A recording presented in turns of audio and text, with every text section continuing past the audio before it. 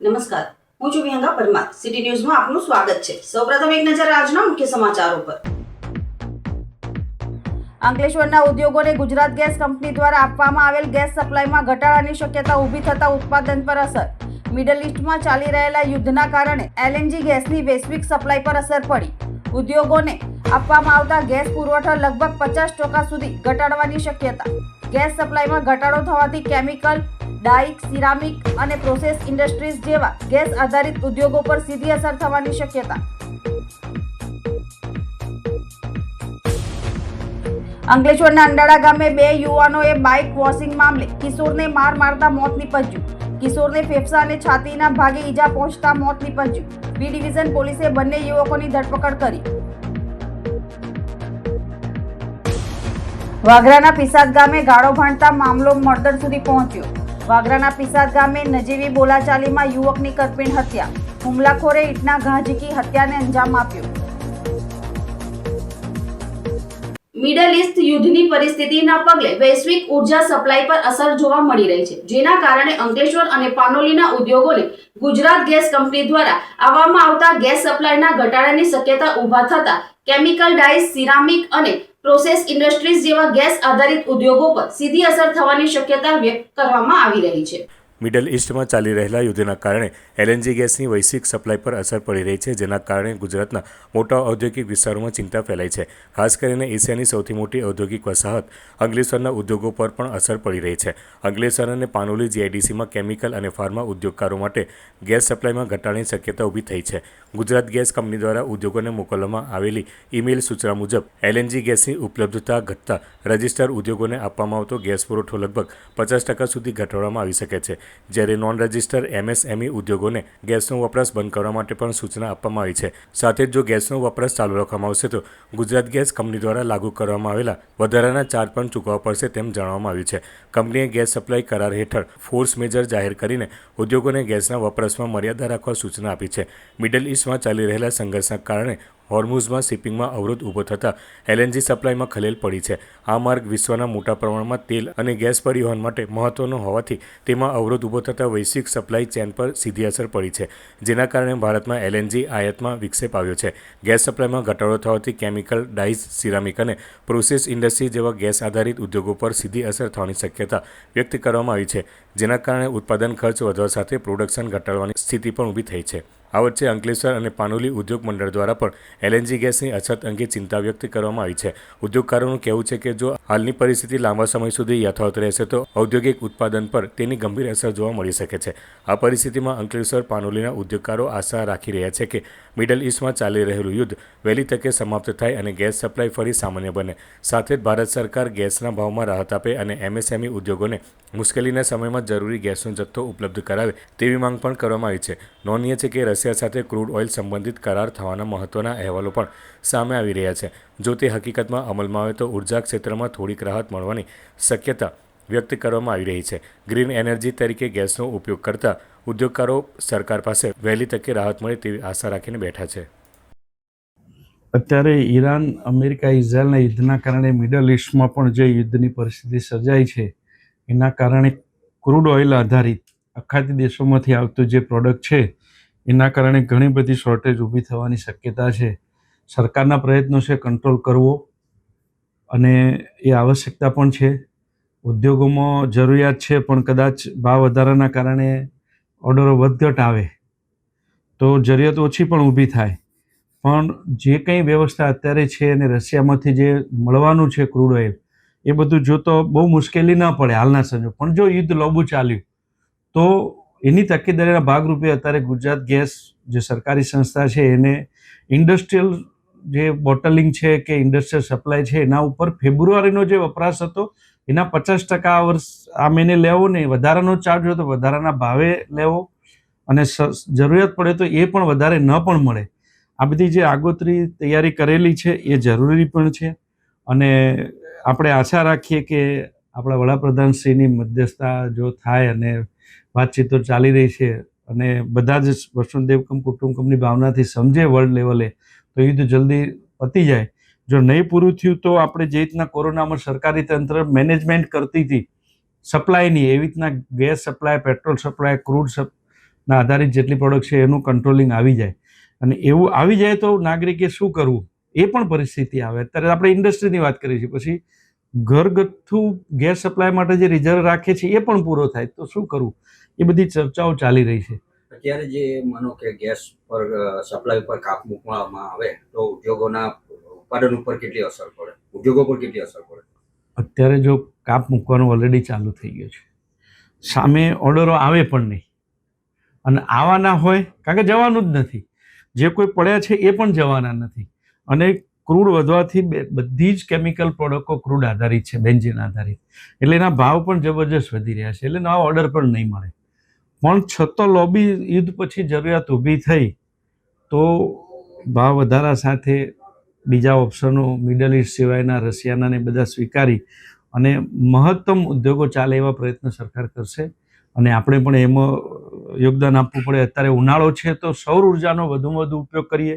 આપણા જૂના કોઈ ગોબર ગેસ ગામડે ને બધા બન્યા હોય તો એમાંથી ડોમેસ્ટિક ગેસ સપ્લાય, અહીંયા ઘણા કોમન ગેસ પ્રોજેક્ટો છે એ કરવા જોઈએ. ને આગોતરા હું તો કહું ફરથી આપણે ભવિષ્યના આયોજન માટે ગોબર ગેસ પ્લાન્ટ ખેડૂતોના કેમ વધારે બને એવી પણ યોજનાઓ લાવવી જોઈએ. આ એક ડિઝાસ્ટરથી ભવિષ્યના આયોજન માટે પણ તૈયારી સરકાર કરશે કે ભાઈ એમાં સબસિડાઇઝ કરીને ગામડામાં, સમજો કે ઉત્તર ગુજરાત દેથાણ કરીને ગામ છે તો એ ગામમાં કોમન ગોબર ગેસ પ્લાન્ટ છે, ગામમાં ગેસ સપ્લાય થાય, એમનો સારને વર્મી કમ્પોસ્ટ બને તો ખાતર તરીકે છે. આવી યોજનાઓ પાછી પ્રસ્થાપિત પડે, આમાંથી કંઈક શીખવાનું છે. ને હું ચોક્કસ તમને કહી શકું કે મોદી સાહેબે જેવી રીતના ગુજરાતમાં રાયટ થયા પછી કે ભૂકંપ થયા પછી ગુજરાત શું કરશે તો વાયબ્રન્ટ ગુજરાત બનીને આજે વિકાસ કર્યો છે, એવી રીતના આમાંથી પણ સરકાર કંઈ રસ્તો કાઢશે એવી મારી આશા છે.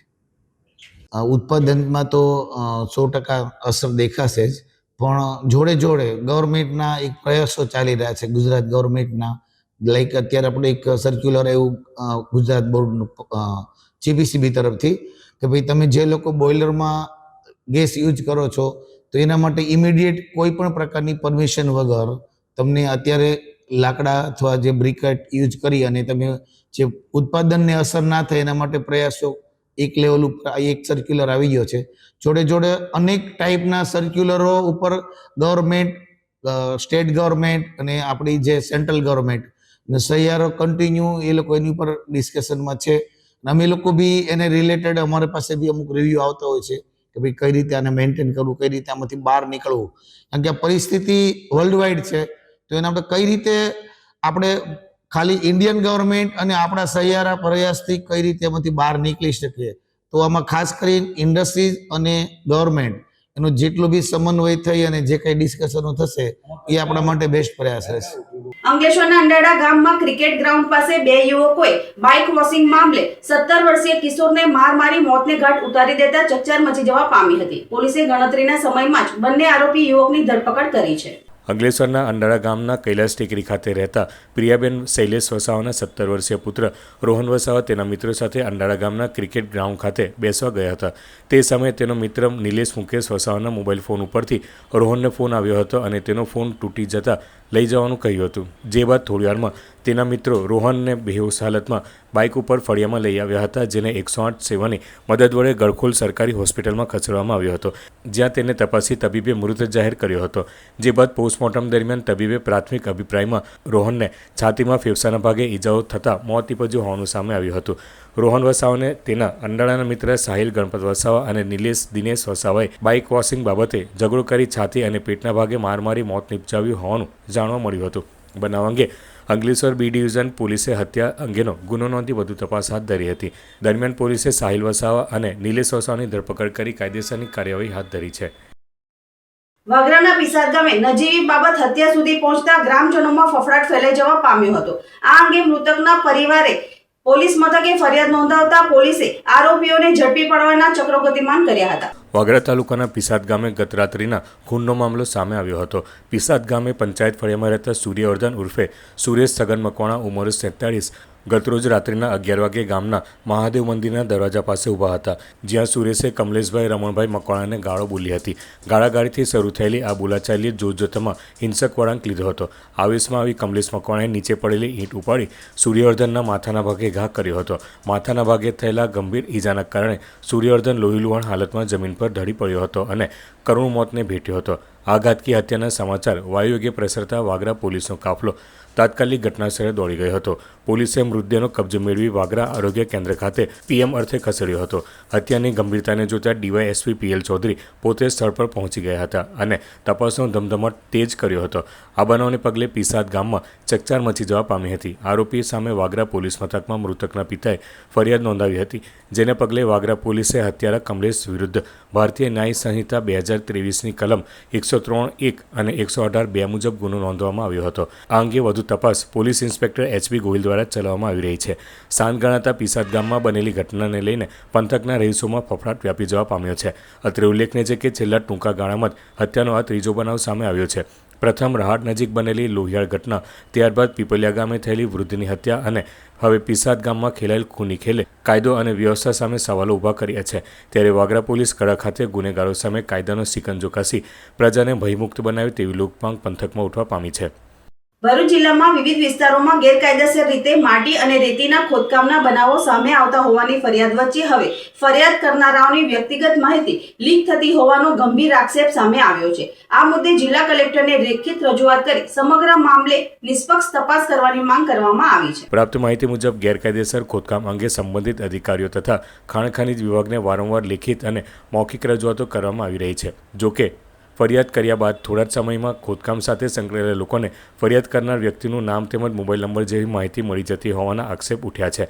આ પરિસ્થિતિના કારણે એવી શંકા વ્યક્ત કરવામાં આવી રહી છે કે ફરિયાદ સંબંધિત માહિતી કચેરી અથવા સંબંધિત અધિકારીઓમાંથી જ માહિતી બહાર લીક થતી હોઈ શકે છે, જેના કારણે ગેરકાયદેસર પ્રવૃત્તિઓ સામે અવાજ ઉઠાવનાર લોકોના જીવન અને સુરક્ષાને જોખમ ઊભું થવાની શક્યતા વ્યક્ત કરવામાં આવી રહી છે. આ મામલે જિલ્લા કલેક્ટરને રજૂઆત કરીને ખાણ ખનીજ વિભાગના સંબંધિત અધિકારીઓના મોબાઈલ કોલ રેકોર્ડ સહિત અન્ય વિગતોની તપાસ કરવાની તેમજ માહિતી લીક થતી હોવાનું સામે આવે તો જવાબદાર લોકો સામે કડક કાર્યવાહી કરવાની માંગ કરવામાં આવી છે. સાથે સાથે ભવિષ્યમાં ગેરકાયદેસર ખોદકામ અંગે કોઈપણ વ્યક્તિ ફરિયાદ કરે તો ત્યારે તેની ઓળખ સંપૂર્ણપણે ગુપ્ત રાખવામાં આવે અને જિલ્લામાં ચાલી રહેલ ગેરકાયદેસર ખનન પ્રવૃત્તિઓ સામે કડક પગલાં લેવામાં આવે તેવી પણ માંગ ઉઠાવવામાં આવી છે. રજૂઆતમાં વધુમાં જણાવાયું છે કે જો ફરિયાદ કરનાર વ્યક્તિ સાથે કોઈપણ પ્રકારનો અનબનાવ કે ઘટના બને તો તેની સંપૂર્ણ જવાબદારી સંબંધિત અધિકારીઓની રહેશે.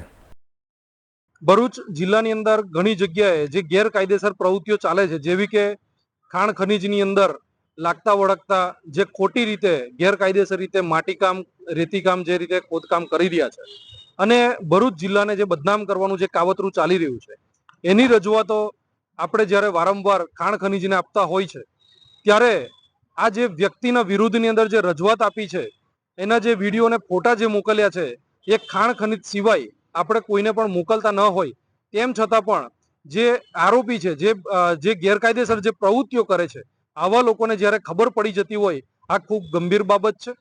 આનાથી જે લોકો માહિતી આપી રહ્યા છે, જે માહિતી પહોંચાડી રહ્યા છે, એ લોકોના જીવને જોખમ જ્યારે આનાથી અનુભવી રહ્યું હોય ત્યારે આજરોજ ભરૂચ જિલ્લા કલેક્ટરશ્રીને આની લેખિતમાં રજૂઆત આમ આદમી પાર્ટીના લેટર પેડ ઉપર આજે આપી છે.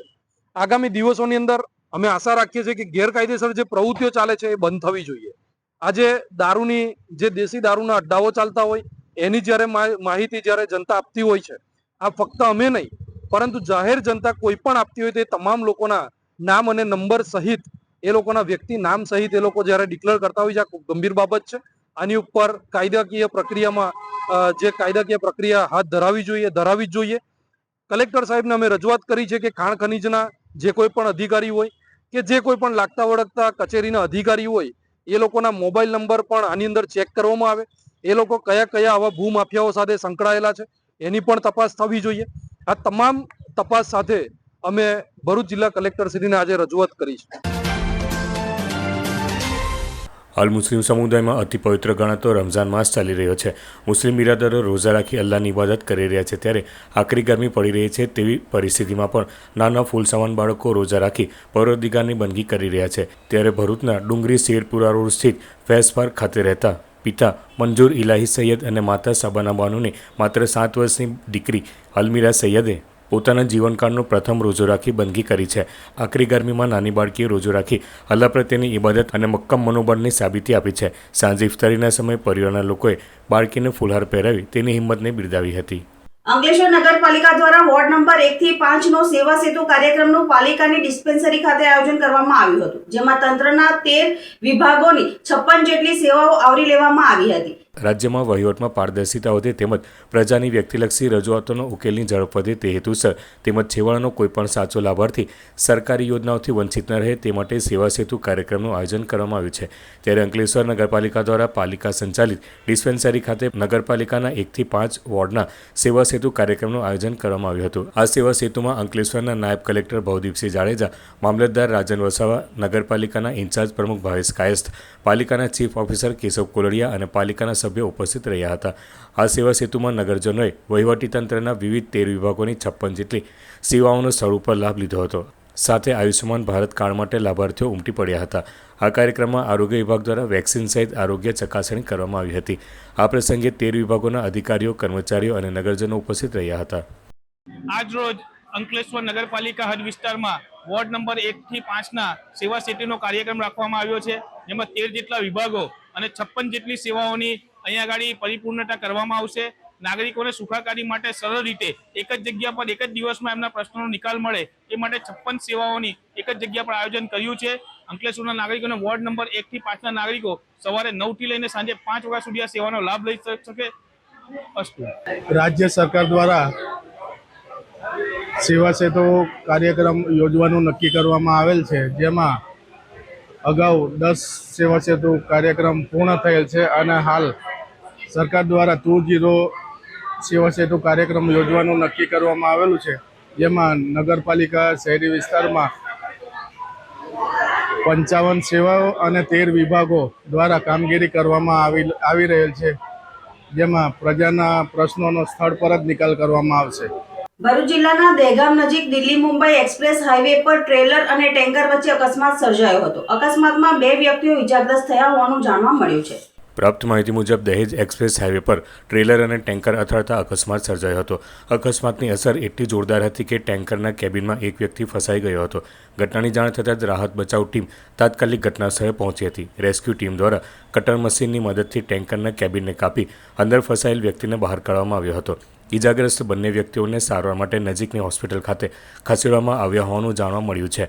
અકસ્માતના કારણે એક્સપ્રેસ હાઈવે પર થોડા સમય માટે ટ્રાફિક પણ અસરગ્રસ્ત બન્યો હતો. ઘટનાની જાણ થતાં પોલીસ પણ સ્થળ પર પહોંચી વધુ તપાસ હાથ ધરી હતી. નર્મદા જિલ્લાના એકતાનગર ખાતે CISFના 57મા સ્થાપના દિનની ભવ્ય ઉજવણી કરવામાં આવી હતી. આ પ્રસંગે મુખ્ય મહેમાન તરીકે સ્ટેચ્યુ ઓફ યુનિટીના CEO અમિત અરોડા, CISFના deputy commandant Abhishek Sahu, protocol અધિકારી NF વસાવા અને કેવડિયા DYSP શર્મા સહિત અન્ય અધિકારીઓ ઉપસ્થિત રહ્યા હતા.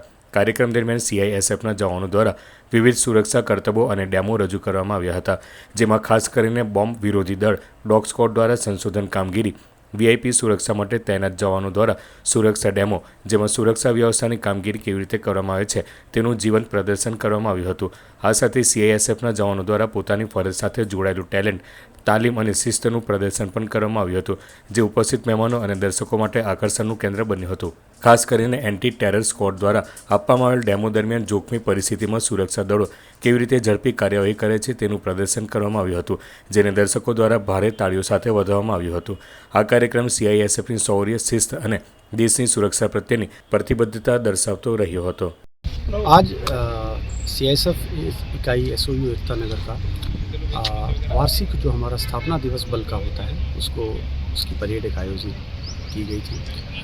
इस कार्यक्रम में हम जो बल के लिए एक सबसे इम्पोर्टेंट दिन होता है उसके पूरे स्थापना में, उस दिन को उत्सव को मनाते हैं और एक भव्य परेड का इसमें आयोजन किया गया. इसके साथ साथ बहुत सारी प्रस्तुतियाँ CISF के जो इस इकाई के बल सदस्य हैं उनके द्वारा दी गई, जिसमें VIP सिक्योरिटी डेमो और मिलिटेंट के एक हाइड आउट के बस्ट करने का डेमो, हमारे सांस्कृतिक कार्यक्रम में हमारे बच्चों और लेडी वाइफ्स की तरफ से किया गया.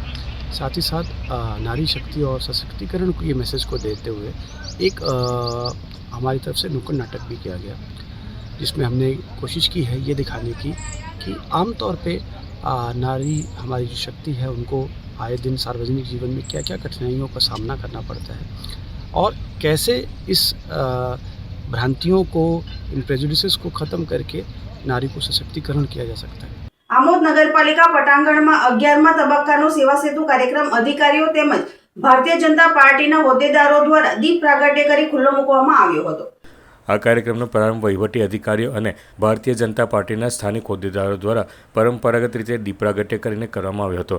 સરકારના આ સેવા યજ્ઞનો મુખ્ય ઉદ્દેશ્ય નાગરિકોને કચેરીઓના ધક્કા ખાધા વગર પોતાની રજૂઆતો અને સરકારી યોજનાઓના લાભો એક જ છત નીચે મળી રહે તે સુનિશ્ચિત કરવાનો હતો. આ શિબિરમાં નગરપાલિકાના વિવિધ વિભાગો સહિત અન્ય સરકારી કચેરીઓના ટેબલો કાર્યરત કરવામાં આવ્યા હતા, જેમાં ખાસ કરીને આવક, જાતિના દાખલા અને રહેઠાણના પ્રમાણપત્રોની કામગીરી, PMJAY યોજના હેઠળ હેલ્થ ચેકઅપ અને આયુષ્યમાન કાર્ડ અંગેની કામગીરી, આધાર કાર્ડ અપડેશન, જન્મ મરણના પ્રમાણપત્રો અને નવા વીજ કનેક્શનો માટેનું માર્ગદર્શન સહિત ગંગા સ્વરૂપ આર્થિક સહાય, નિરાધાર સહાય અને વૃદ્ધ વંદના યોજના જેવી કલ્યાણકારી યોજનાઓ માટે ફોર્મ સ્વીકારવામાં આવ્યા હતા. આ કાર્યક્રમ દરમિયાન હાજર રહેલા વિવિધ વિભાગના અધિકારીઓ અને કર્મચારીઓએ નાગરિકોની અરજીઓનો સકારાત્મક પ્રતિસાદ આપ્યો હતો. અનેક કિસ્સાઓમાં નાગરિકોની રજૂઆતોનું સ્થળ પર જ ત્વરિત નિરાકરણ લાવીને તેઓને રાહત આપવામાં આવી હતી. આમોદ નગરપાલિકાના પટાંગણમાં 11મા સેવા સેતુનો કાર્યક્રમનું આયોજન કરવામાં આવેલ હતું, જેમાં પારદર્શી પ્રશાસન માટે કટિબદ્ધ વહીવટતંત્ર તથા પ્રજાની માંગણી અપેક્ષા પૂર્ણ કરવા તથા સરકારી યોજનાઓનો લાભ અને સહાયતા અંગેની નાગરિકોની વ્યક્તિગત રજૂઆતોનો સ્થળ પર જ ઉકેલ કરવા માટે આજરોજ આયોજન કરેલ છે, જેમાં વિવિધ વિભાગની નીચે મુજબની યોજનાઓ સામેલ છે, જેમાં ટેક્સ કલેક્શન, આવક જાતિના દાખલા, આધાર કાર્ડને લગતી કામગીરી, PMJY હેલ્થ ચેકઅપ, નવા વીજ જોડાણો, બેન્કિંગને લગતી સેવાઓ, જન્મ મરણ પ્રમાણપત્રો, ગંગા સ્વરૂપ આર્થિક સહાય, નિરાધાર વૃદ્ધ વંદના, સંકટ મોચક યોજના એવા બધા જ કામો એક જ જગ્યાએથી લાભાર્થીને ધક્કા ખાવા ન પડે તે માટે આ આયોજન કરેલ છે. અંકલેશ્વર GIDCમાં નશા મુક્તિ સંદેશ સાયકલ યાત્રાનું આગમન થતા આગેવાનોએ સાયકલ યાત્રીઓનું સ્વાગત કર્યું હતું. શ્રી સિયાણી ખેતલાજી સંઘ દ્વારા મુંબઈના મલાડથી સમાજમાં નશા મુક્તિનો સંદેશ ફેલાવવા માટે રાજસ્થાનના સિયાણી ખેતલાજી મંદિર સુધીની સાયકલ યાત્રાનું આયોજન કરવામાં આવ્યું છે. મુંબઈથી ગત તારીખ 8 માર્ચના રોજ નશા મુક્તિ અંગે જનજાગૃતિના સંદેશ સાથે સાયકલ યાત્રાનો પ્રારંભ થયો હતો.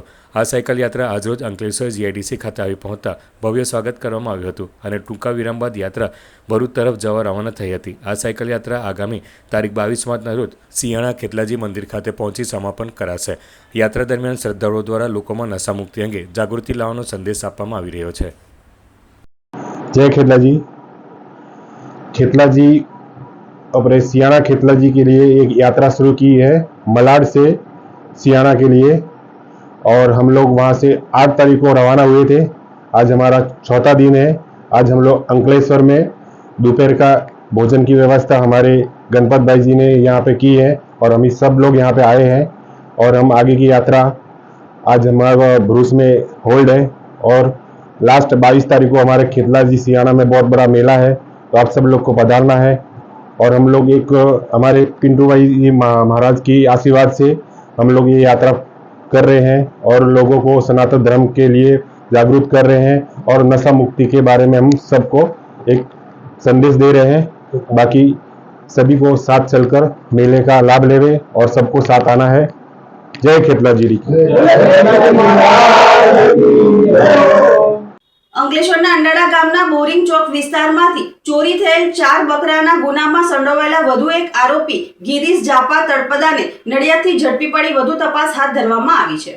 અંકલેશ્વરના અંડાળા ગામના બોરિંગ ચોકમાં રહેતા રજનીકાંત રમેશભાઈ પટેલ અને તેઓના પાડોશી દીપાબેન ધર્મેશ પટેલે પોતપોતાના ઘર પાસે પોતાના બકરાઓ બાંધ્યા હતા. તે સમયે બપોરે અજાણ્યા ઈસમો ત્રાટકી બંને પશુપાલકોના 4 બકરા મળી કુલ 20,000ના મુદ્દામાલની ચોરી કરી ફરાર થઈ ગયા હતા. ચોરી અંગે અંકલેશ્વર બી ડિવિઝન પોલીસે ગુનો નોંધી અગાઉ 2 આરોપીઓને ઝડપી પાડ્યા હતા, જે બાદ વધુ એક નડિયાદના ગિરીશ જાયા તળપદાને નડિયાદથી ઝડપી પાડ્યો છે. મુખ્યમંત્રી મહિલા સશક્તિકરણ કાર્યક્રમ અંતર્ગત વર્ષ 2025-26 માટે પાણી સમિતિની મહિલા સભ્યો માટે પાણી અને સ્વચ્છતા તથા મહિલા અધિકાર અને સ્વરોજગારી જાગૃતિ વિષયક કાર્યશાળા જંબુસર ખાતે યોજાઈ હતી. કાર્યક્રમની શરૂઆત વાસ્મોના ડેપ્યુટી મેનેજર હેમેન્દ્રભાઈ દ્વારા મહેમાનોનું સ્વાગત કરીને કરવામાં આવી હતી. તેમણે કાર્યક્રમના ઉદ્દેશ અને પાણી વ્યવસ્થાપનમાં મહિલાઓની ભૂમિકા અંગે માહિતી આપી હતી. કાર્યક્રમ દરમિયાન જિલ્લા કોઓર્ડિનેટર વાસ્મો ભરૂચ કમલેશ આર સિંધા દ્વારા મહિલા સશક્તિકરણ તેમજ પાણી સમિતિમાં મહિલાઓની મહત્વપૂર્ણ ભૂમિકા અંગે માર્ગદર્શન આપ્યું હતું. આ ઉપરાંત અતાપી સેવા ફાઉન્ડેશન જંબુસરના પ્રોગ્રામ મેનેજર શબનમ કુરેશી તથા પ્રોજેક્ટ હેડ રાહુલભાઈએ મહિલાઓને સરકારની વિવિધ સ્વરોજગારી યોજનાઓ અને સ્વસહાય જૂથોની કામગીરી વિશે માહિતી આપી માર્ગદર્શન પૂરું પાડ્યું હતું. સાથે સાથે પાણી અને સ્વચ્છતા ક્ષેત્રે મહિલાઓની મહત્વપૂર્ણ જવાબદારી અંગે વિસ્તૃત માહિતી આપવામાં આવી હતી. આ પ્રસંગે નારી અદાલતના કોઓર્ડિનેટર કાશ્મીરા સાવંત દ્વારા મહિલાઓના અધિકારો તથા વિવિધ સરકારી યોજનાઓ અંગે માહિતી આપી બહેનોને જાગૃત કરવામાં આવ્યા હતા. કાર્યક્રમ દરમિયાન જંબુસર તાલુકા વિકાસ અધિકારી નિરંજન પ્રજાપતિ તથા વાસ્મોના યુનિટ મેનેજર HB કટુડિયાએ મહિલાઓને સશક્ત બની પાણી વ્યવસ્થાપન અને ગામના વિકાસમાં સક્રિય ભાગ લેવા પ્રેરણા આપી હતી. આ પ્રસંગે જંબુસર તાલુકાની 18 ગ્રામ પંચાયતોને પાણીવેરા પ્રોત્સાહન યોજના હેઠળ કુલ રૂપિયા 15.19 લાખના પેમેન્ટ ઓર્ડર તથા પ્રમાણપત્રોનું વિતરણ કરવામાં આવ્યું હતું. અંતે તાલીમાર્થી બહેનો દ્વારા પોતાના અનુભવો વેચવામાં આવ્યા હતા અને આભાર વિધિ સાથે કાર્યક્રમનું સમાપન કરવામાં આવ્યું હતું. અંતમાં મુખ્ય સમાચારો પર ફરી એક નજર.